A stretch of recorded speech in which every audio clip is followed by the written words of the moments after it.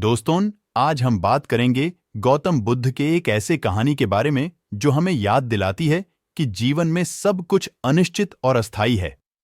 महात्मा बुद्ध के इस उपदेश के माध्यम से हम सीख सकते हैं कि इस जीवन की अस्थायीता और अनित्यता का सामना कैसे कर सकते हैं। अगर आप अपने इस जीवन को सुख और खुशी से बिताना चाहते हैं तो इस कहानी को पूरा जरूर देखना। तभी महात्मा जी बोले कि कोई उचित स्थान दिखते ही हम वहीं विश्राम करेंगे। तभी चलते चलते उन्हें एक महल दिखाई दिया। वह सभी उस महल की तरफ बढ़ने लगे और महल के मुख्य द्वार पर जा पहुंचे और फिर द्वारपालों से जाकर कहा, हम महल में प्रवेश कर सकते हैं? तभी द्वारपालों ने उनकी वेशभूषा देखकर उन्हें और उनके शिष्यों को अंदर जाने दिया और वे राजा के दरबार में जा पहुंचे।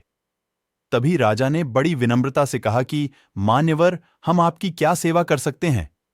तभी महात्मा जी ने कहा कि हे राजन, क्या हम आज रात आपके महल में विश्राम कर सकते हैं? रब्बी राजा ने क्रोधित स्वर में कहा कि यह मेरा महल है, कोई विश्राम स्थल नहीं है।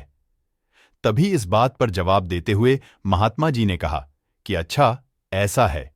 तभी महात्मा जी ने सवाल पूछते हुए राजा से पूछा कि है राजन, क्या आप बता सकते हैं कि आपसे पहले यह महल किसका था? तब इस बात का जवाब देते हुए राजा ने कहा कि इससे पहले यहां मेरे पिता का राज्य था। तब महात्मा जी ने कहा कि अच्छा, अब एक सवाल का जवाब और दीजिए कि आपके पिता से पहले यहां किसका राज्य था? तब राजा ने गुस्से में तिलमिलाते हुए कहा कि आप यह कैसे सवाल कर रहे हो? मेरे पिता से पहले यहां मेरे पिता के पिता अर्थात मेरे दादाजी का राज्य था। तो राजन, एक बात बताए कि जब आपके पिता और दादाजी यहां से गए तो यह महल क्या अपने साथ ले गए? इसलिए कहा गया है, जो भी इस संसार में आया है वह खाली हाथ ही आता है और खाली हाथ ही जाता है। इसलिए इस संसार में कुछ भी स्थायी नहीं है, सब कुछ यहां अस्थायी है।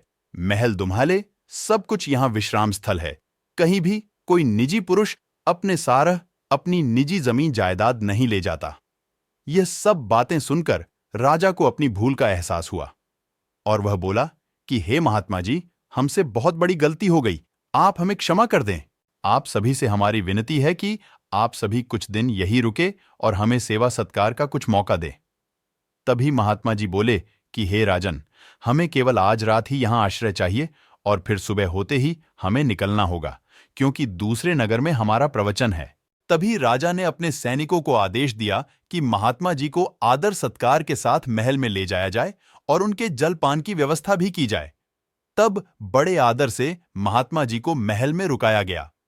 तो हमें इस कहानी से यह शिक्षा मिलती है कि इस संसार में सब कुछ नश्वर है, कुछ भी हमारा नहीं है।